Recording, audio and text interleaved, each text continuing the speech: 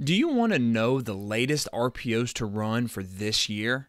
Well, I've got you covered. Hey Coach McKie here, and welcome to my channel. If this is the first time visiting my channel, welcome, and let me tell you what it's all about. The spread offense. Here we talk about passing schemes, running schemes, tempo, RPOs, any and everything that has to deal with the spread offense. So if that interests you, click that subscribe button, and then right off to the side, I think it's over there or there, I don't know, I'm dyslexic, there's a bell. Click that so you know when I post videos and when I go live. RPOs are freaking phenomenal. They put a conflict defender in conflict, that's why it's called a conflict defender, and he has to choose, do I take the pass or do I take the run? But defenses are getting smart. They have ways they're going to combat that, one high, man-to-man, all of this stuff, so you need to have tweaks. And that is what I talk about today with Coach Hargitt. He has a freaking amazing system that he's put out. He's also put out a brand new book. And in fact, before we get into the interview, he is giving away 5 free books of Air Raid 3.0. Now, here's what you're going to have to do if you want to get that. You got to do 3 things because it is the Air Raid 3.0. You got to first subscribe to my channel. If you haven't already, subscribe. 2, like this video. And then 3, in the comments below, put hashtag Air Raid 3.0. And what's going to happen is I'm going to pick 5 people from the comments on Wednesday, and I'm going to send you the book for free. That's what we're doing because Coach is such a great guy. Now, enough of my rambling. Let's get into this interview. So let's go ahead. Coach, if you can, just go ahead. Give our coaches that are here a quick little background of who you are and everything like that.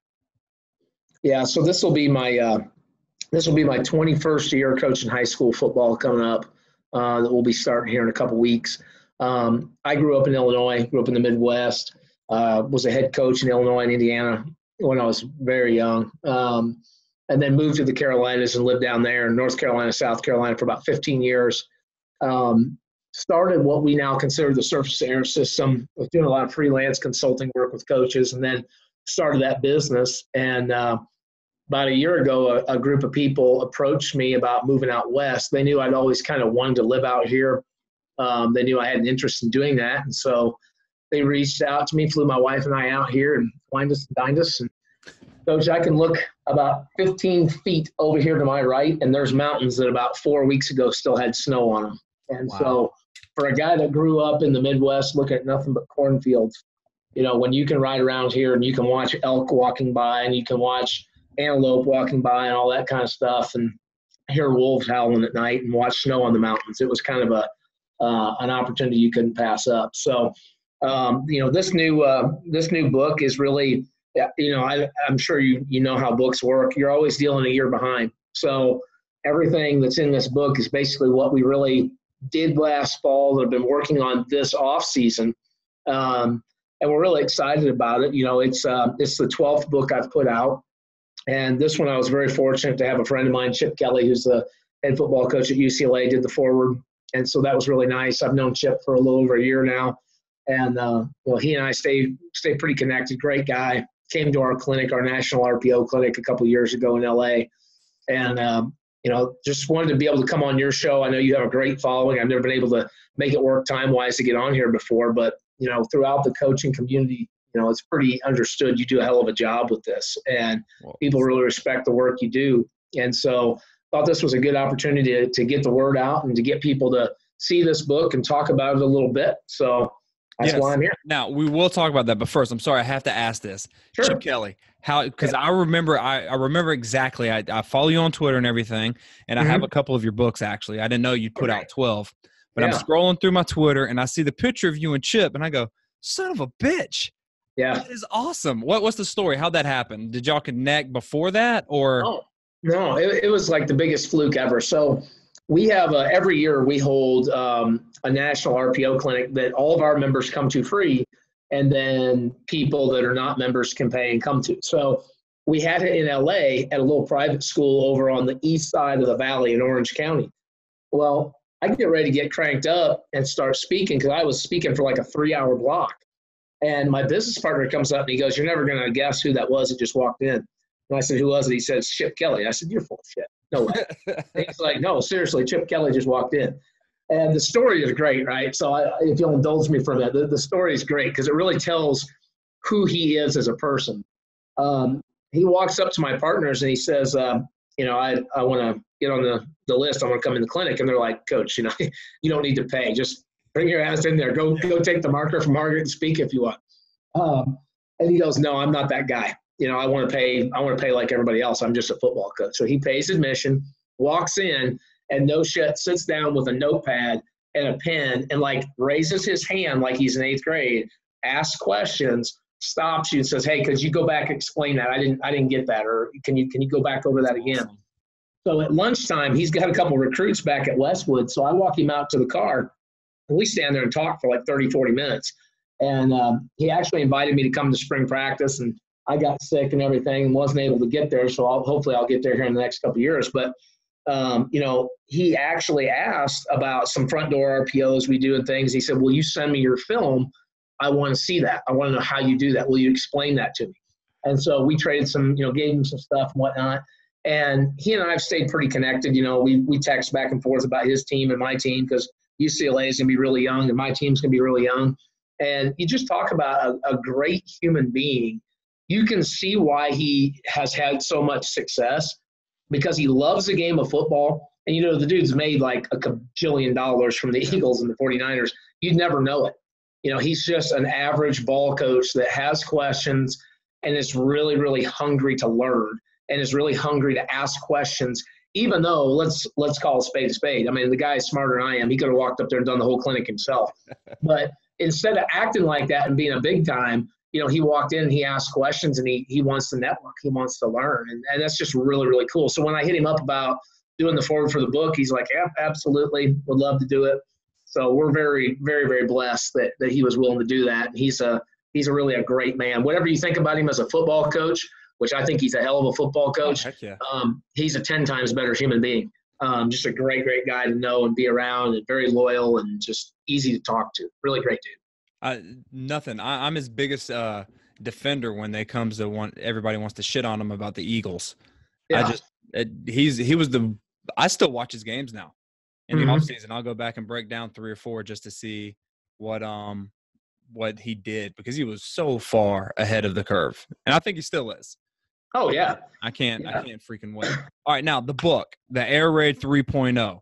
Walk us through what was 1.0, what was 2.0, and then let's get into 3.0. Yeah. So, for me, I grew up in central Illinois, and I grew up in a place not far from where Hal Mumme actually started throwing the ball all over the place, Iowa Wesleyan. And so to me, Air Raid 1.0 is where you're throwing the ball. That's your number one priority. There's not a lot of RPOs. You don't really have a huge value placed on time management. You don't really worry about balancing run to pass and that sort of thing. That's what we used to be. We used to be an Air Raid 1.0 team when I first really got into it. As that evolves, Air Raid 2.0, in my opinion, is there's a more balanced mindset. There's more of a willingness to want to run the football a little bit more. You start to see a little more quick game. You start to see a little bit more RPO, very simple RPOs, and some no huddle mixed in, some tempo. I think that was really the second evolution of what we consider the Air Raid. And then what we feel like we are as surface to air is we really feel like we are a 3.0 version of that. And that's a lot more than X's and O's. It obviously is the X's and O's. We have a whole host of different RPOs where we're really testing the limits of legality. We're pushing the ball down the field. We're testing different defenders, second-level defenders and third-level defenders. We're motioning more. We're formationing more. We're personnel grouping more. It's all those things, but it's a lot more than that, Ron. What I feel like Air Raid 3.0 is it's the mindset has changed.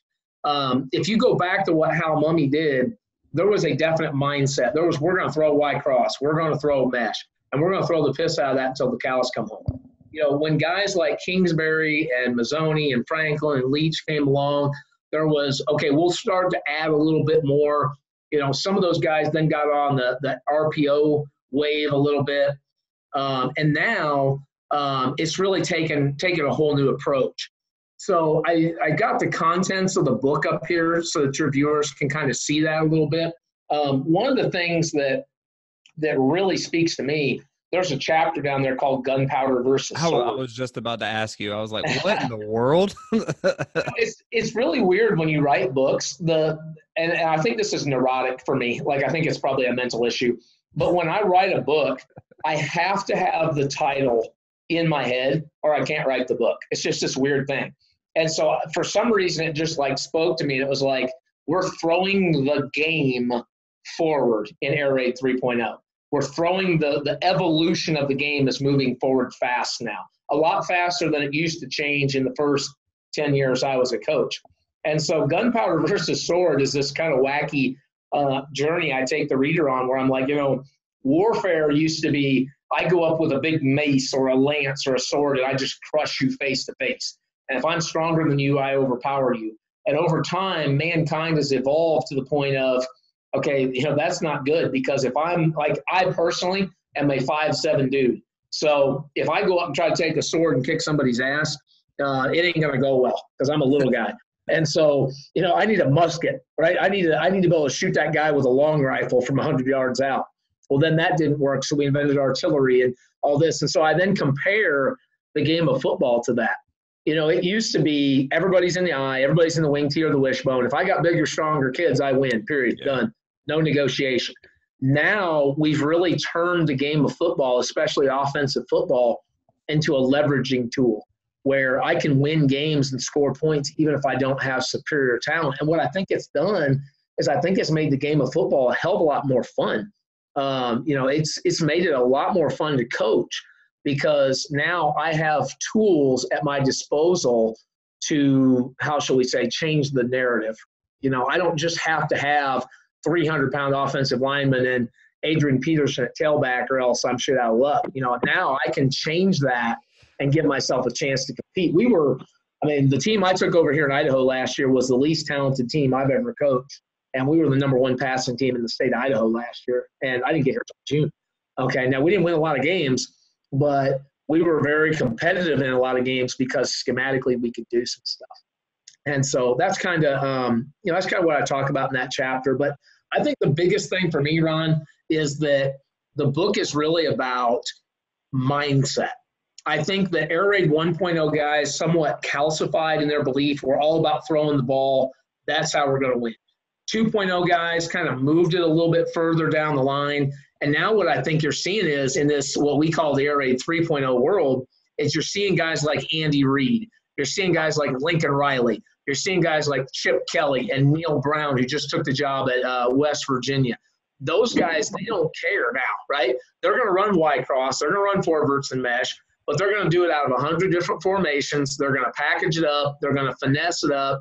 They're also going to get under center and run the eye. They're also going to run a little triple from the gun. They're going to run a little NFL influence stuff. We studied the Rams big this offseason. I think everybody that coaches football studied the Rams this offseason. And we've stolen some really, and I use that term straight up, we have flat stolen some good ideas from McVay that we're going to incorporate into what we do. And I know I'm talking a lot, Ron, but as you can tell, I'm kind of fired up about this point. When I first got into coaching, people were like, well, if you're a wishbone guy, then damn it, you better be running wishbone. That's all you better do. If you're a spread guy, you better be spread all the time. And I kind of fell into that. And over time, I've come to realize that's your grandpa's outdated model of how to coach football. So this fall, when people play me, they're going to play me and they're going to see tight bunch, under center, fly sweep, power, and play action. And then on the next play, we're going to step back and we're going to run an RPO.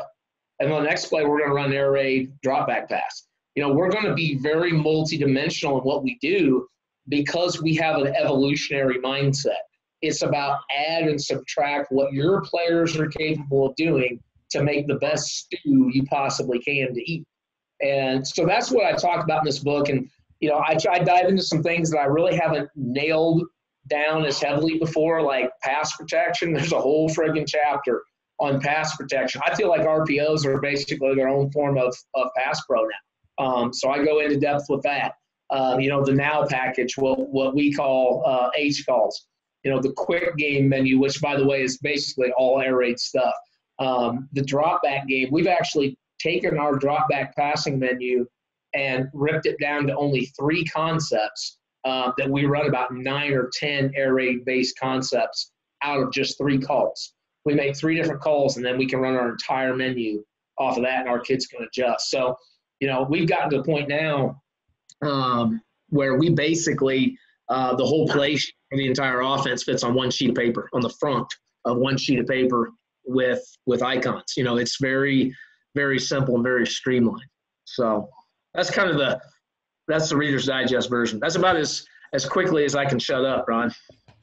All right. Well, how about this? Just so the viewers or the coaches here know, could you diagram a 1.0 play versus a 2.0 versus a 3.0? Yeah, let's do it. All right.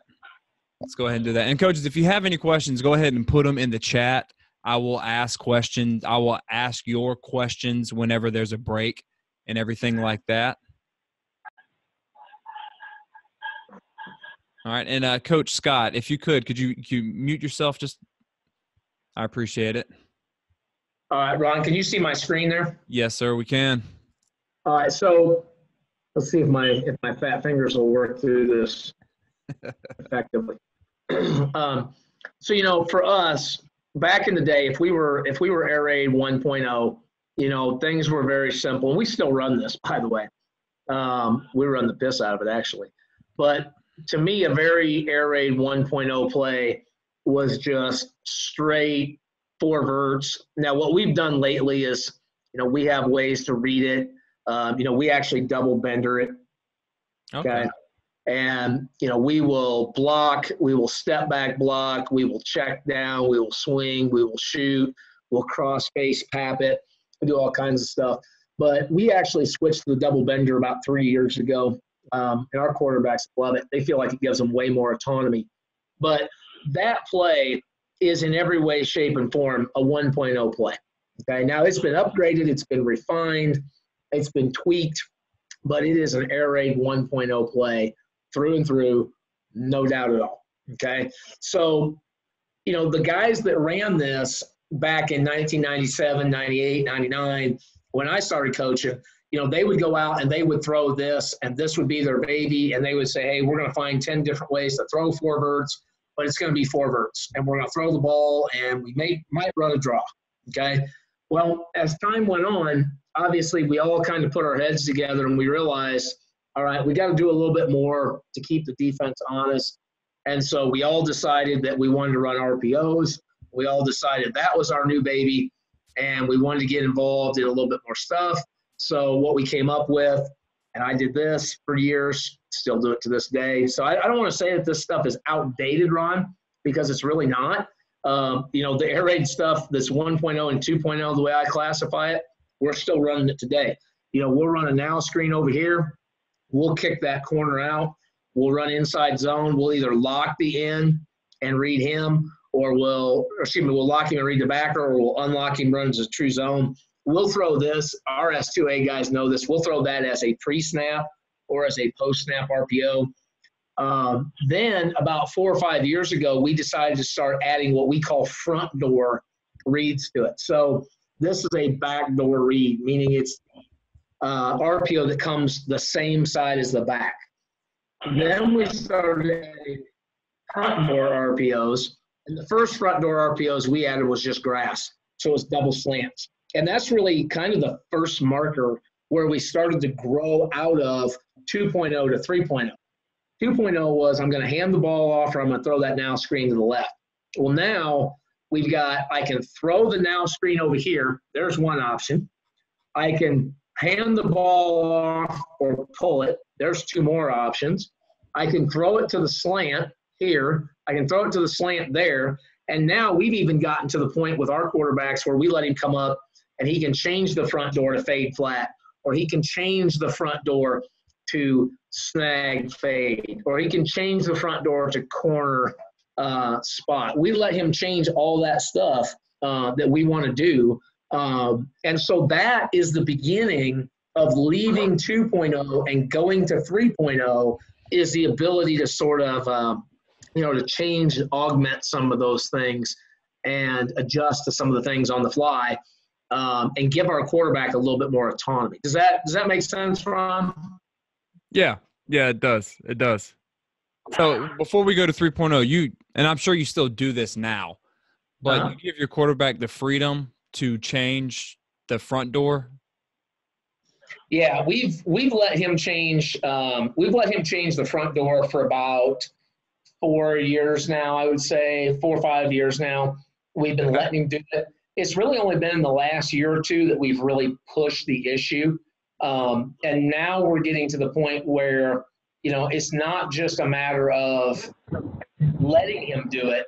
We're actually encouraging him. We're pushing him. We're tagging things, trying to force him to do it, so to speak. We're really determined to get that ball we want a surface change. We want things to look a lot different. So, yeah, that's been a big thing for us the last couple of years. That's cool. That is cool. All right, now we've covered 1.0, which is just straight up drop back. And before we do that, how's the benders doing? Do you ever see them run into each other, or do you have a unique way of coaching that? Yeah, not one time. And that was the first thing I said. I was like, man, I'm not doing double benders because our guys are morons. They'll run right into each other. So I'll give you the quick key. If you're on a high school field, which I know some of your people listening in Texas are not on a high school field, but if you're on a high school field, ball's in the middle of the field, tell your two slots to go stand right in the middle of the hash marks. And when the ball snapped, we used to teach steps, and the kids couldn't remember the damn steps. So now we don't do that anymore. We tell them they immediately expand. Let me draw it up here for you. So if I'm standing here on the hash, okay, there it is, boom, boom, boom, boom. We're going to immediately expand until I'm 2 yards outside that hash. Okay. I'm going to push vertical. And again, we used to count steps, and they screwed that all up. So we push until we force a decision by whoever the invert defender. So in surface to air, we call that guy an L2. We don't call it Will, Mike, Sam, and all that. We call it L3, L1, and L2, okay? Because the first guy the quarterback looks at is the safety. So the left safety is L1, the left invert is L2, and the corner is L3. Okay, so we tell him, you push until you force a decision by L2. And I give him a simple landmark of about 7 yards. At 7 yards, if that kid is dropping off, trying to wall you, and you can beat him, you push past him, and if you are capped, you bend to grass right now. If you're uncapped, you go vertical. If he cannot get over the top, if that guy fights you past 7 yards, you go in. Oh, dang it. See, I told you I'd screwed up, Ron. All right, let's go back here. So you go, if he's what I call high-walling you, he's high-walling you, you go in, restack, and then read that again. So if the safety's there, I'll bend back. If the safety's not there, I would bend in, up, and go. And it takes a little bit of teaching, but we call that area right there the Bermuda Triangle. And so we tell our receiver, you have to get into the Bermuda Triangle because it's the area between the mic, the L2, and the safety. There's no coverage in that area right there. That's a Bermuda Triangle. And there's one on each side, okay? And so we tell our guys, your job is to just get in that. And the only reason you don't run to the triangle is if they give you an open seam. If they give you an open seam, you just take it and run. And it's really been good. Now, if you do it out of trips, it's the same way. There you go. This guy over here can either run to the triangle or go vertical. And this guy automatically, quarterback's over here, this guy automatically goes to that triangle. And so everything we do with the back is just BS. We're just checking the ball down. Our back's a really good athlete, but we're just checking the ball down to him to terrorize your linebackers so they don't feel like they can blitz. And everything else is about the quarterback getting the ball into that triangle. So we made that switch a couple of years ago. I really like it because, people tell me all the time, they're like, well, I only give my guy one option. I'm all about giving my quarterback as many options as I can. So that way when he screws up, I feel really good being pissed at him because I've given him multiple ways to get the ball out and make us look good. I don't think there's any such thing as too many places to go with the ball. And defensive coordinators are so damn smart now, the stuff they do. I listen to these defensive coaches start talking, and Dude, they got coverages. I don't even know what the hell they are. They're in cover 7 and cover 11 and cover 9. I don't even think I'm just like, what the hell are you talking about? I'm like, dude, there's cover 0, 1, 2, which is really 4, and 3. That's all I know what there is. I mean, I was shocked when I learned what cover 6 was a couple of years ago.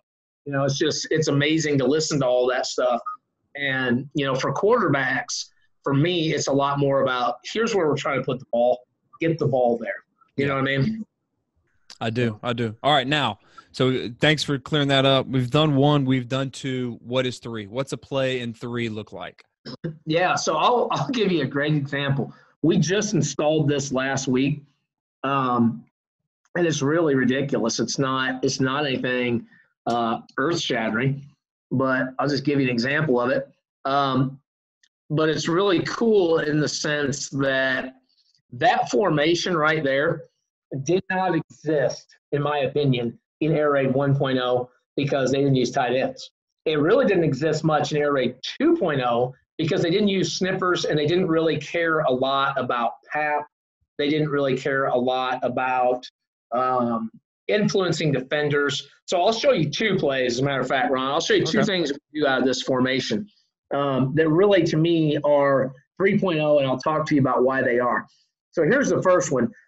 In Air Raid 1.0 and 2.0, there's no emphasis on running the old power football play.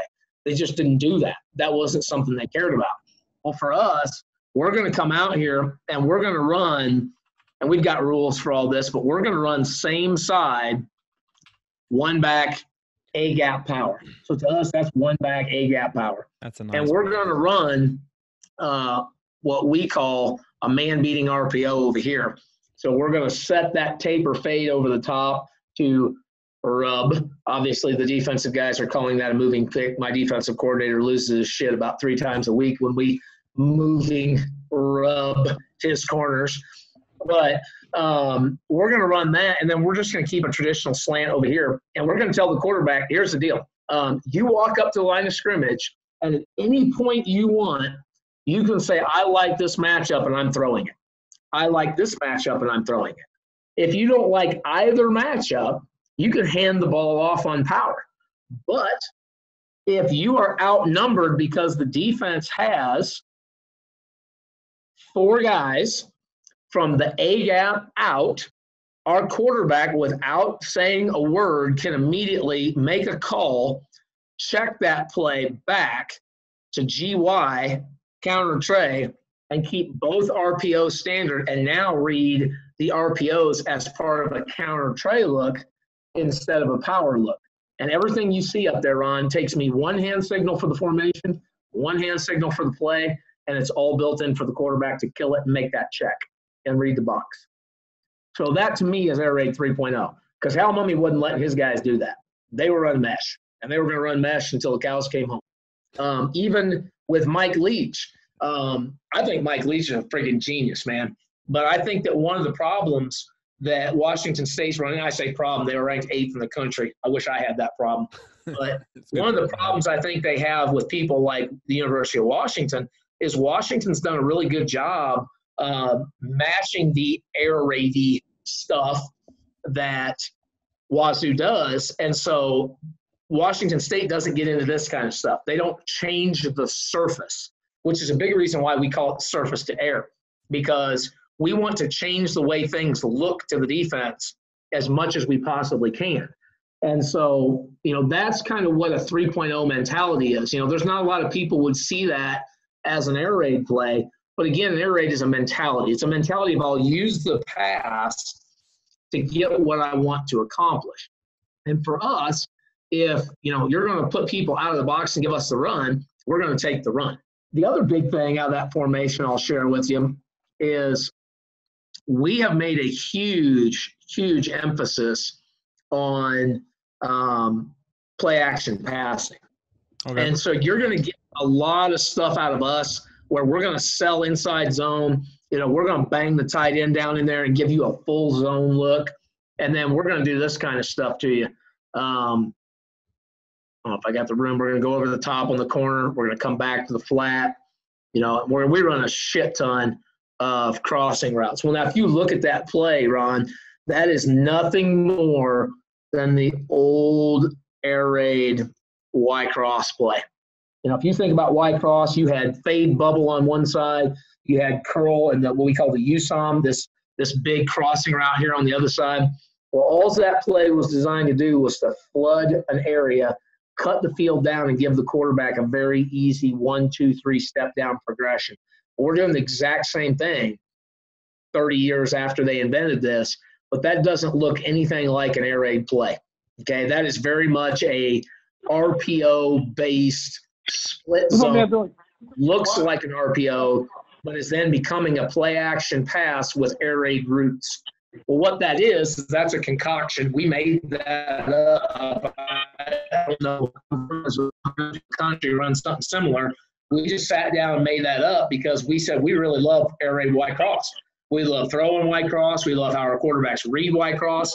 So let's find a million different ways to run Y cross without the defense ever having an understanding that Y cross is being run on them. And then let's make it look like an RPO we run, which is split zone.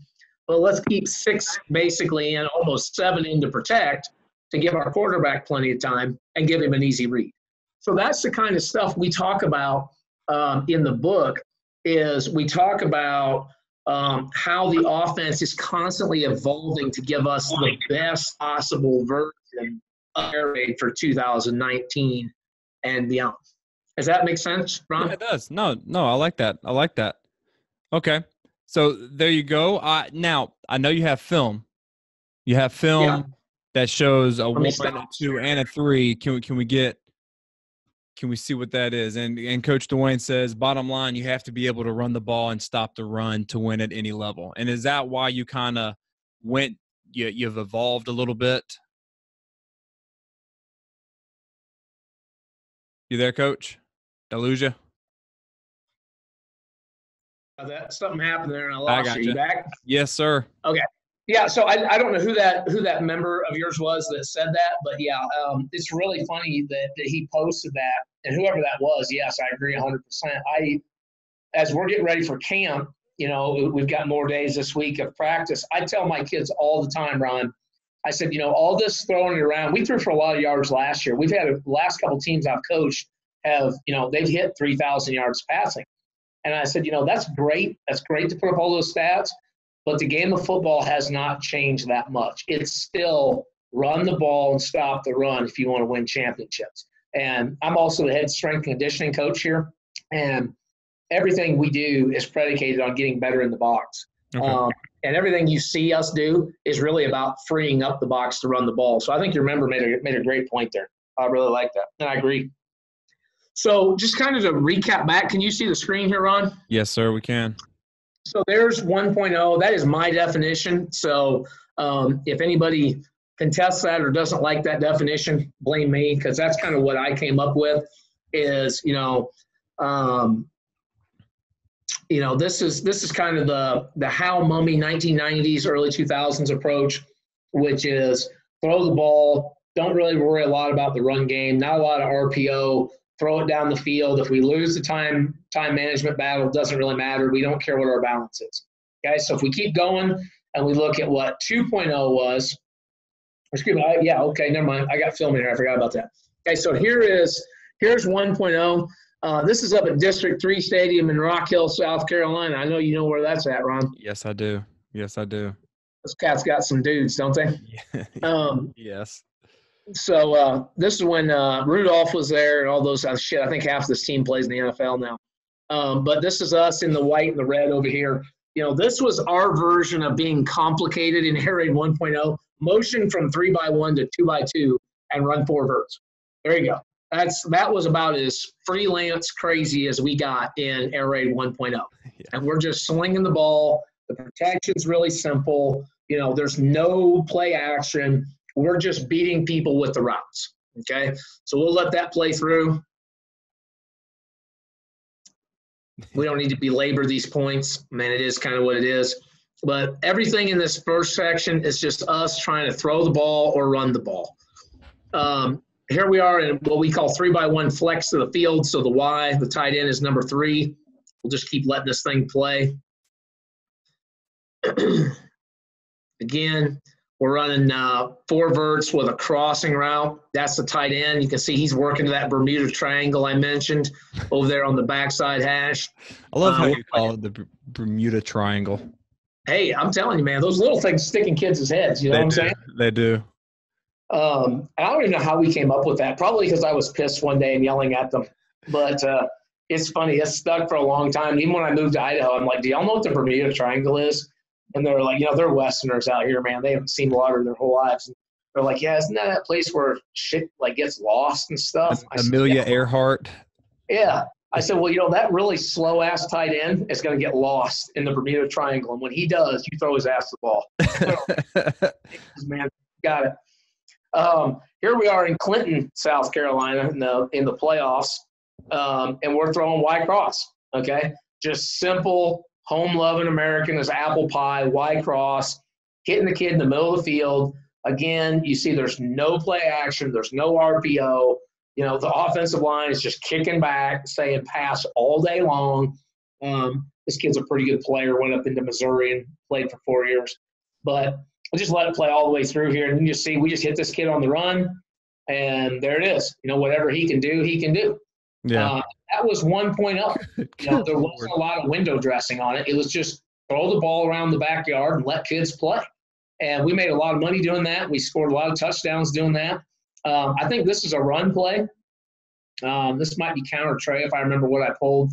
There was no RPO, dude. I mean, none. So if this is a run play or that's inside zone, you can see their inside zone. We're actually blocking the end, and the RPO is our tight end is kind of half-ass turning around, faking he might get the ball. The quarterback has no intention of throwing him that ball. No. There's no read. That's an old-school handoff. Just hand him the ball, dude. That's a Peyton Manning handoff. 100%, dude. 100%. But look, there you go. 12 yards, right? Yeah. Effective. Because why? The defense didn't know what the hell they were doing either. Things didn't need to be any more complicated. They weren't bringing all these fire zones and coverage checks. They were like, hey, we're in 4-3 or 3-4 and we're going to play. Well, then defenses got better, and we had to try to up our game. So 2.0 became a more balanced run game, some RPOs. And when I say some, I mean mostly RPOs behind the line, really simple, a lot of pre-snap checks, not reinventing the wheel. Okay, we started to do some no-huddle stuff. We started to change formations a little bit. So let's look at a few of these. And I got a ton of 3.0 film, so we'll kind of move through this fairly quickly. Here's a Y cross, but we're going to run it with the Y being number 3 there. Okay, we run a shallow cross from the number 2 receiver in the pattern. Okay, very, very simple stuff. We'll just let this play so we can get to a little more of the 3.0 stuff. Okay, that's still air raid Y cross, but we're starting to put a little window dressing on now, right? Okay, that's a formation we called Wolf. And we still do this to this day. We got into this formation. This is against Burns High School in North Carolina. We're in an unbalanced heavy set. We've actually got 3 tight ends in the game, 1 in line, 1 is a sniffer, and 1 over there is a true fullback. All right, how'd you come up with Wolf? How'd you come up with that term? Well, Coach, this is really sad. So my IQ is probably as low as anybody that's on this webinar right now. So it's really high. Well, no. I scored a 19 on the ACT, Coach. I graduated from Illinois State, and I will not give them money any longer as an alumni because they've raised the SAT or ACT, whatever it is, standard higher than I got. And I told them until they lower that, I will no longer give them money as an alumni. But what we did is we look at these formations, and we're like, what is a big, scary-ass animal? What is 3 tight ends being in there? One of our kids goes, it's like a bear. And I said, well, we already have a bear. What's another scary-ass animal? And he's like, a wolf. I said, son, have you ever seen a wolf? A wolf and a bear are 2 completely different animals. He's like, I don't know, Coach, but that bitch sounds scary. I said, okay, well, that's a wolf. Let's go wolf. Now, I will tell you this. This is a really cool thing. Here's what we do now, Ron, because I'm sick of thinking of those. We steal the mascots of the teams we play. So you're at Crestwood, right? Yes. What's your guys' mascot? Knights. So if you played me, which, by the way, you should come out to Idaho, and we'll go skiing and play some golf, and you can play us. Just get your boosters to pay that. I'll But break my leg and then break a golf club because I suck at both. uh, if I played you, you would face an unbalanced formation called Crestwood, and you would face a different unbalanced formation called Knights. Nice. And the next week, if I played the Smithville Vikings, there'd be a formation called Smithville and Vikings. And so our kids buy into that, and they love the piss out of it. And we have rules. You have to be able to run power. You have to be able to run fly sweep. You have to be able to run play action. And you have to be able to run some kind of RPO out of it. And if you can do all four of those things, then we put it in. Our kids memorize it. Our coaches help me come up with it. So what does it do? It gives your young coaches a chance to come up with some cool formations. It's their way of being, being a contributor when you tell them, no, hell no, I'm not changing how we read an RPO because of what you watched on Madden last week. But I will let you come up with the two unbalanced formations this week. It lets your guys be a contributor, and it's a bitch if you're the DC because you never know what they're going to look like. Yeah. You're just going to get two oddball, screwy things thrown at you every week. And you saw there the play was just counter tray. It's just counter tray power read is all it is. But we dicked them epically. I think our quarterback rushed for 80 yards on that play alone. We only ran it like 4 times. So those are one of those plays you look back and you're like, dang, I should have really ran that a little bit more. I know, right? That's a story of my life. So I've just been letting this play. There's not a whole lot. I mean, you can see here we're in empty. We're throwing now screens both ways. We got bubble to one side. We got the now to the other. Just keep letting this play. This is the kind of stuff that Air Raid 2.0 was, man. It was get the ball out quick. There wasn't a whole lot of reads. I think this is an inside zone or a counter tray with a bubble screen. That kid we're throwing it to is finishing up his career at North Carolina A&T. His brother plays at Notre Dame. There's just some genetic freakism going on right there. And it's just a lot of here. You take this ball and get your ass down the road, boy. You're pretty damn good.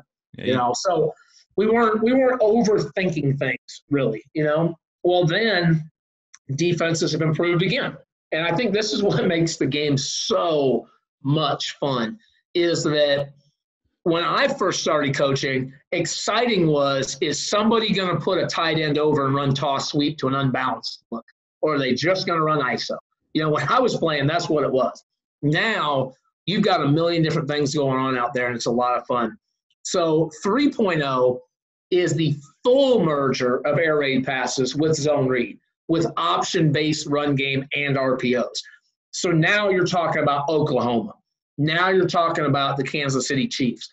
They're going to option their run game. They're going to read people. They're going to do more things. They're going to formation and motion. They're going to personnel group. This is what we are in surface to air. And I think the biggest thing, Ron, for me, is that little phrase right now, the willingness to evolve. That's what I think Air Raid 3.0 is. We have a willingness every single Sunday when we meet as a staff to evolve our offensive package a little bit to make it better that week than it was the week before. And we're watching your film. So, again, if I'm playing Crestwood and I'm looking at your defense, you're going to get little wrinkles and tweaks and twists out of me that your defensive coordinator did not see all year long. They're there just for you. Because my kids live in this world all the time, and they like this now. And they don't have a problem learning on the fly. They don't have a problem adapting. The communication system is one that I created from scratch back in 2011. The ID system is one that I created from scratch a couple of years ago. Some of this film you're seeing, like this clip right here, is actually my JV team. The reason I put that in there is I didn't take the job in Emmett until June, and I didn't move here until halfway through July. Oh, wow. So most of my athletes played JV last year, and I actually called the JV offense on Thursdays. We only had 10 seniors, and our varsity wasn't going to be very good. So I spent a lot of time with my JV. Everybody you see on this film is basically – there's one kid didn't come back out for football.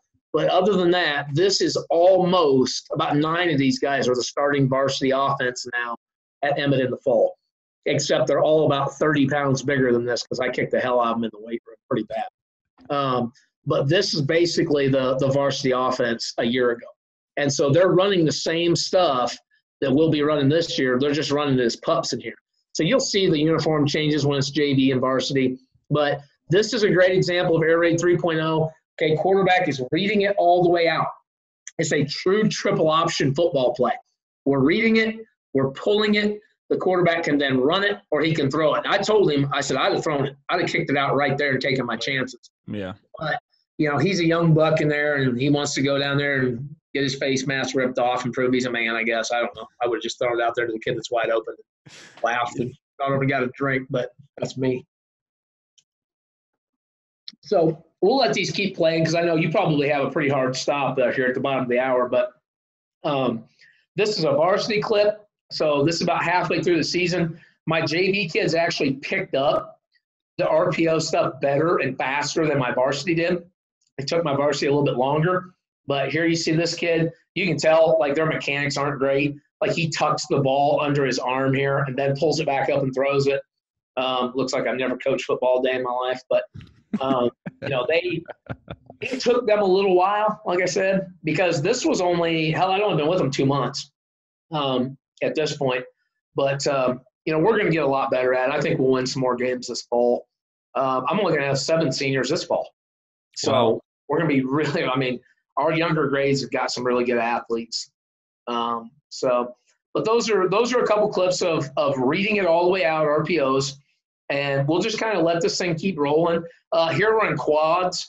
We motion back to a back in the backfield and then run an RPO out of it, and we get another post-snap kick out there. Okay, that's the kind of stuff that we never did. I know that looks really, really simple, but you would have never seen that in Air Raid 1.0 ever. And you really wouldn't have seen an emphasis on that in Air Raid 2.0 because why am I doing that? Well, it's a simple thing. I'm lining up in quads to see, are you man or zone? I'm motioning back to see, do you check man or zone? And then I'm obviously getting the answer I want, so I'm keeping the RPO. If I didn't get the numbers I wanted, we could have kept the back in the backfield right there and then changed the play. So that ability to kind of let the quarterback reformat the play on the run is definitely diving deep into that Air Raid 3.0 world. And you can see there, this team's better than us. We're just marching the ball on. Another big thing, we're in the black obviously here, is throwing the ball front door. Okay, you can see there we're coming off of the mesh and we're throwing the ball away from the back. So in other words, we're throwing it in the direction of the run. Okay, now this is when I was still in South Carolina. We had some pretty good players. This quarterback is going to Duke, the running back to Air Force, the kid that college's going to Richmond. Okay, so we got players on this field. Okay, but it's the same thing you're seeing in the JV film previously, same mentality. Okay, but we're encouraging the quarterback to throw front door. And we can let it keep playing. There's a couple of those. When we were a 1.0 team, we didn't run RPOs. When we were a 2.0 team, pause it right there.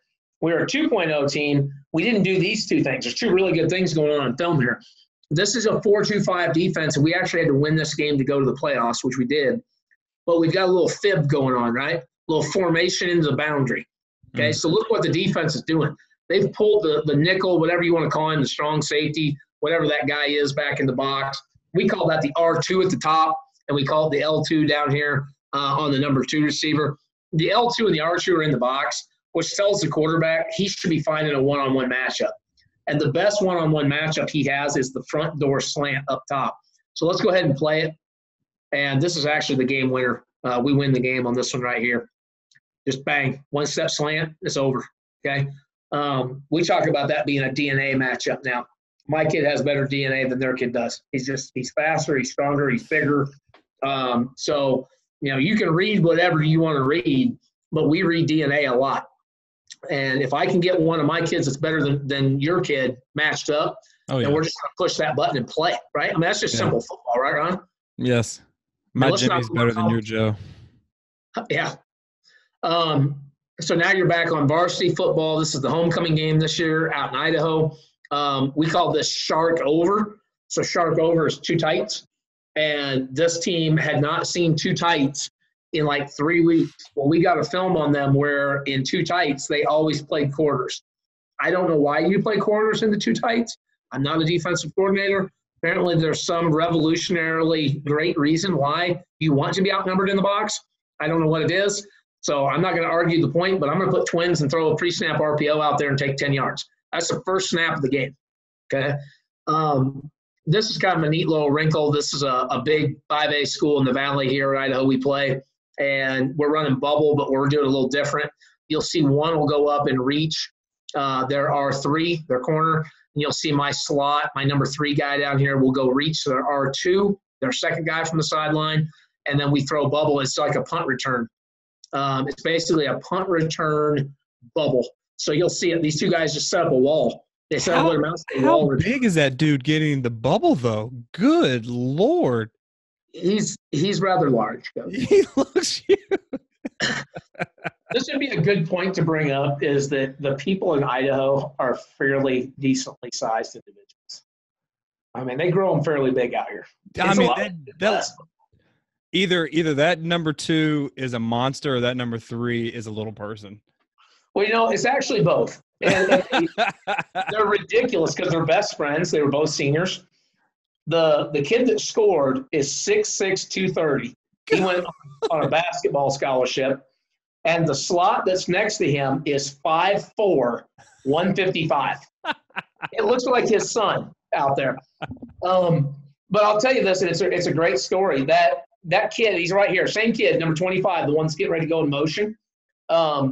He's 5'4", 155. Actually, I think you lied. I think he's 149. The previous head coach told him not to come out for football. Oh, man. Because, quote, he was not big enough. The kid comes up to me the first day I got here a year ago, and he says, I love football, but the last coach said there's no place for me because they were an I team and I didn't have a job here. He said, should I play football? I said, you're damn skippy. You should play football. I got a damn good job for you. And he said, what's that? I said, you'll be a 1,000-yard receiver. And he said, I've never caught a ball in my life. I said, well, congratulations. You're about to be an all-state receiver.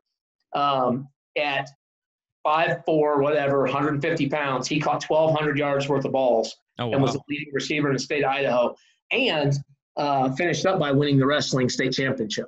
Oh, wow. So, that's one of those things where I get so sick of people saying kids shouldn't do this and shouldn't do that. I don't give a damn what you look like physically. You know as well as I do. It's got a lot to do with, do you work hard and are you in the right system? And all we've done is we've taken these kids and put them in a system where they can touch the ball. Yeah. So you see there, we're getting a little more sniffer stuff, a little more surface change. You're starting to see tight ends involved now. You're starting to see double moves. That little slot out there is actually running what we call a slop route, a slant option. He's got a little double move RPO route. The quarterback is pulling that ball based on pre-snap leverage. As soon as he sees man coverage and IDs it, he's not even going to look to hand the ball off.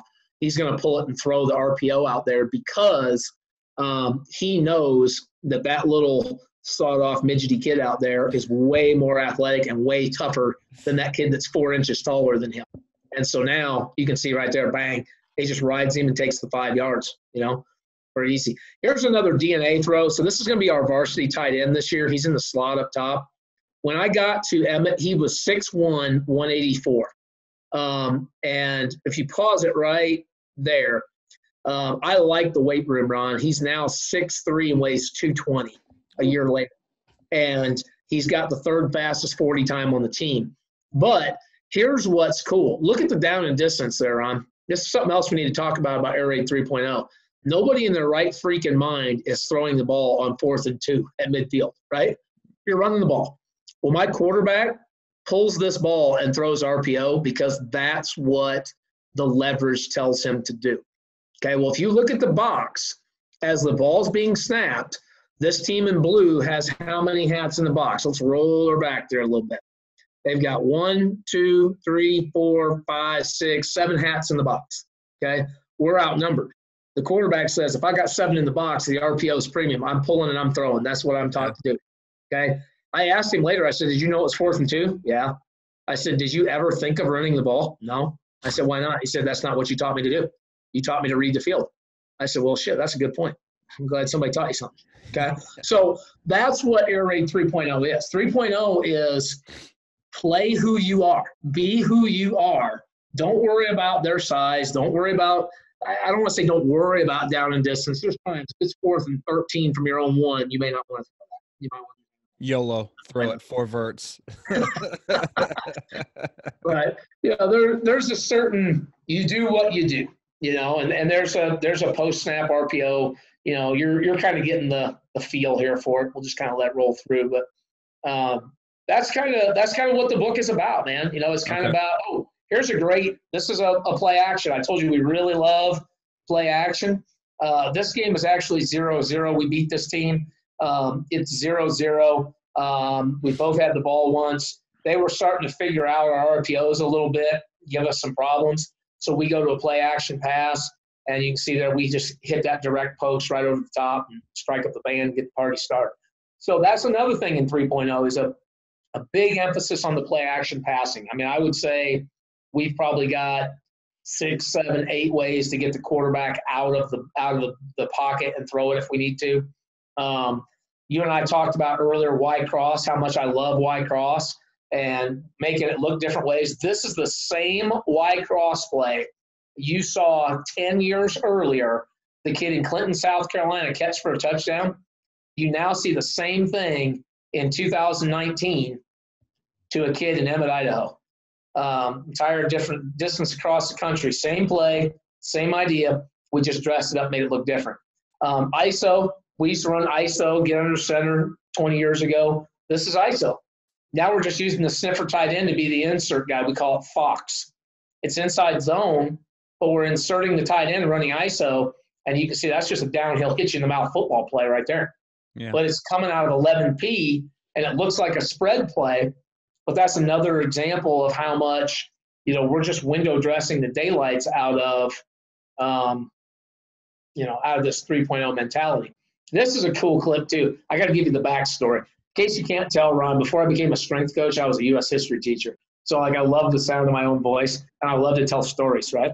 So you've got Mini-Me out here with Godzilla, right? And it's just hilarious to watch them on film as partners.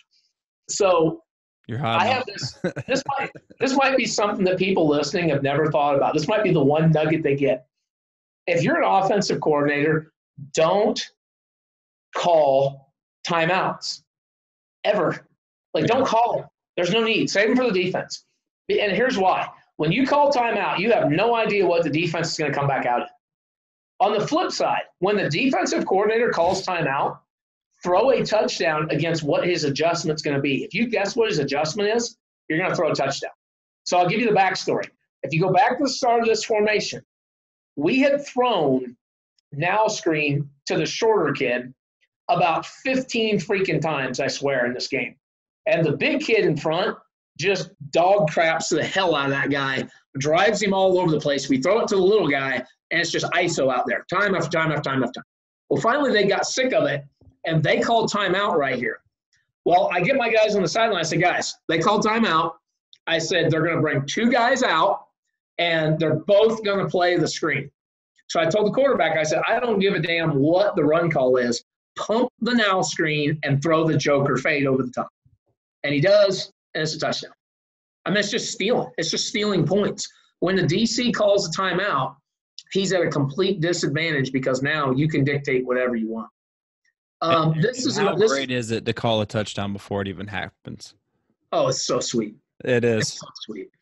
And to your kids, you look like a freaking genius. They don't remember the 18 other times you call a touchdown. I know, right? It's so hilarious because they'll come walking over to you after that play and they're like, wow, Coach Hargitt, you're like a magician. You're sitting there going, guys, we threw an interception last drive and looked like a bunch of clowns. Do you remember that? It's like, don't just forget that. Forget that. This was an empty RPO. We had a quarterback run on, and the quarterback actually changes it back to a pass play. So he leaves the RPO on and throws the RPO as a drop back pass play. And it's a little concept we call slide.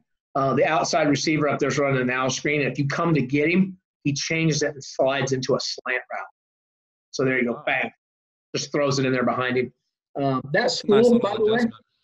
Yeah, it's kind of neat. It's a taper fade from 2 and a pop pass from 3. It's not real complicated. You're just baiting and then switching, right? No. But what's cool, that team right there that we're playing has 1,000 more students in their high school than I do, and that's a conference game. So, and that was one of 47 completions we had in that game on those guys. We broke the school passing record for completions in a game. So, my point is I love what we do offensively. I think it makes us very competitive. I cannot stress to everybody listening to this enough how simple and easy this is. I've had coaches that are S2A members fly out to Idaho. We have a complete open door policy. They come out, they spend the day, they go to practice. They come and watch install, they watch film, and they leave, and they're like, oh, my God, I can't believe it's this simple. And I'm like, it's not rocket science. We are. It's not a complicated deal. So, we've got a screen here, a couple things for you. I think I've seen a couple people ask in the chat, is the book available now? It is. It's on sale on Amazon. And so if you just Google my name, Rich Hargitt, you'll find it, or you Google Throwing It Forward, you'll find it. I've got my Twitter account up there, which is @Coach Hargitt. And Coach, actually, I'm sorry to interject, I'm gonna go ahead and drop that. I have some stuff. I have all your Twitter. I just dropped it in chat. Also, Coach has some tremendous videos on CoachTube. So if you go ahead and click there, you can find a lot of his stuff. And sorry for interrupting. I just know this. I should have done this earlier. If you have any questions, not only can you fly up there and Coach will walk you through everything, he is very generous on social media, on his Twitter and the S2A. So if you have any questions, at him, and he will get back to you. I want to say you're kind of addicted, man. I've seen you answer people like 2 seconds after they hit send. You're like, and you're very giving with your information. So coaches, there it is right there. And then while you talk, I am going to find that link to Amazon real quick and drop that in the chat as well. Okay. Well, I appreciate you doing that, Ron. One of the things, kind of as we're getting close to the end here, that I don't know the ages of all the people listening to this, but I became a head football coach when I was 21 years old. Actually, it was 3 days before I turned 21. I had to wait until the weekend to drink a beer to celebrate. But when I first became a head coach, to your point about me answering people's questions, I called a couple of guys and I said, I'm 21 years old. I don't know what the hell I'm doing. I said, I don't know how to do weightlifting. I don't know how to run a practice plan. I'm totally in over my head. And I was trying to ask a guy about how to run ISO, as unbelievable as that is. I didn't know how the hell to run ISO, Ron. And I called this guy because we didn't have Twitter. And he said, Coach, I think we run ISO better than anybody in the country. And I said, well, Coach, shit, help me. Yeah. And he goes, no, we're so good at it, I don't want anybody else to know how good we are at it. So he said, I can't share that with you. And I was like, damn, this sucks. And, and now all these years later, I look back and I go, that guy was a prick because he didn't invent the ISO. Okay. I mean, it was invented a long time before he came in the game. And I don't really care what people say. There's some innovative, incredibly intelligent people in the country, but we're all just trying to find a better mousetrap. We're all just trying to make our kids better. Nobody's reinventing the game of football. Not me, not Chip Kelly, not Urban Meyer, not anybody else. We all are just putting our own spin on it. And what I think S2A is it's a great service for helping people. And I didn't have coaches. So the reason we started S2A is because I wanted to help all those guys out there that don't have enough guys on their staff to help them, or don't have people to go to and ask questions and try to find ways to help them win games. I wanted to create an outlet to serve those people, because that's really what I am. I take it very serious that I'm a public servant. And so that's why I try to answer people's questions. And obviously, we're running a business, and obviously we want people to join us, and we want people to be members and enjoy all the things that you get by being in surface to air. But at the end of the day, I really just like helping people. That's really what I love to do. And I know my business partners have talked to you a little bit, Ron, about a free giveaway on the books. Have they mentioned that to you? Yes, and I'm glad you just said that. I'm going to do it the old-fashioned way of a giveaway. I have software. We will do it. This will go out as a podcast on Friday, so I will promote it starting Tuesday, and I will announce the winners on Friday, and I will get with you, and then we'll send them out that day. Okay. to everybody. And I have to say, you gave me one book. It is freaking amazing. My wife's not a big fan because I'm up in bed reading while everybody else is asleep, and that the glow of the light is in her face. I've gotten many of pillows thrown to my face, but it is a very good book. If you scroll up in chat, actually, I'll just go ahead and drop it again. There is the link to the book, and then the link to, where is it? To his Twitter, and the Coach Tube stuff is in chat as well. Now, Coach, we had just a couple of questions, if you don't mind. Sure. Yeah. I can't see them, so you'll have to read them to me if that's okay. One of them was about your unbalanced stuff. Yeah. Coach asked, when you do your unbalance, when you do unbalance, are you going to run a power, a jet, a play action, and an RPO, so you have 4 plays in that unbalance? Oh, yeah, great question. No. Okay. So, yeah, that's a great question. I understand because I made it sound like that. So what I do is when I come up with those 2 formations, so we're back to the Crestwood and the Knights formation, right? Yeah. If I do that, the formation has to be capable of having power, fly, an RPO, and a PAP run out of it. We don't have to actually run them all out of that. And the reason why is I want a DC, because to me, defensive coordinators are victims of the possible, right? And here's what I mean by that. If you go sit in those guys' rooms, they're really freaking smart, and they're really anal, and they overthink the shit out of things, okay? So in the offensive film room, we're sitting over there going, hey, do you think Johnny is good enough to run 5 steps, turn around, catch the ball? Yeah, probably. Well, then throw it to his ass, and let's see. In the defensive film room, they're going, oh, my God. This kid could run a hitch, a fade, a slant, a post. He could quack like a duck, run a reverse, shit, everything. And it's like, well, what does he actually do? Run a hitch? Oh, well, then let's play the damn hitch. Yeah. So what I do is I try to make sure the DC has to fear those 4 things on those unbalanced formations. But I might come out in both formations. I may only run power and PAP. That might be all I run out of those 2 formations. But what it does is it makes the DC really have to respect the whole menu. Yeah, because they coach ghosts.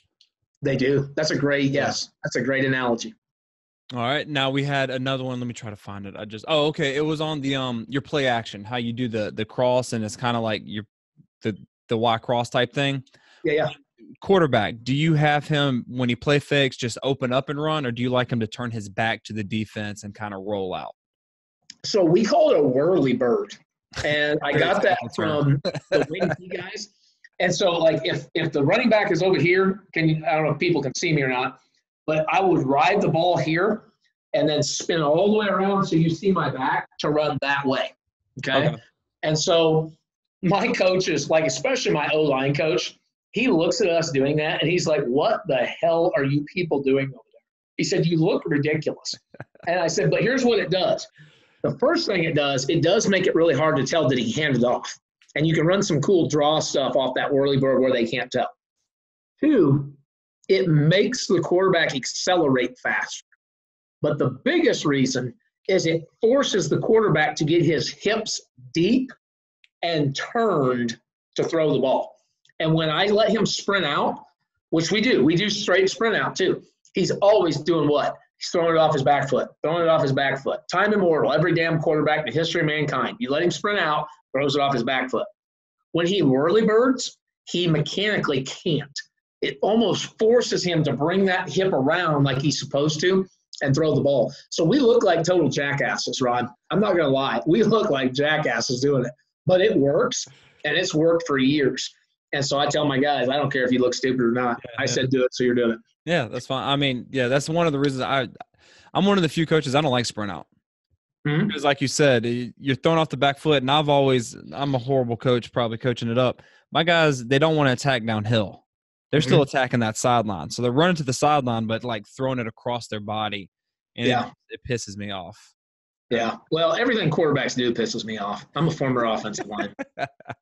So they just piss me off in general. No, I understand that. Well, Coach, I appreciate you taking the time coming on. I would love to get you on if we have time. I know you're a very, very busy man during the season, how things are going and everything like that.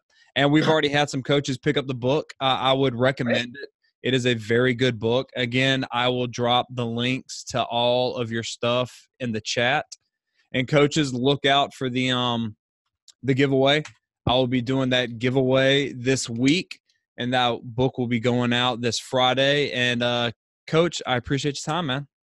Well, Ron, I want to thank you. It really means a lot, you letting us be on here and helping us promote the book and whatnot. And for sure, let's set up a return date. I'd love to maybe halfway through the season jump back on here and talk to your guys. You do a really, really good job helping football coaches out across the country. And I've lived in 3 different geographic regions of the country, and I'll tell you this. People know you in all 3, and they respect the work you do in all 3. So from me to you, making me blush. Thank you very much. Hey, I'll tell you what. Somebody will say something shitty about you before the day's over. I'm just making you feel good. Hey, you still got to go talk to the rest of the world. Maybe your wife will say something nasty to you. She's going to be like, all right, I'm glad you're done. Here's your daughter. I'm going to sleep. I hear that. Well, thank you very much, Ron. Yes, sir. And I'll talk to you later, man. Bye-bye. Hey, coaches, y'all have a good one, and we will see you.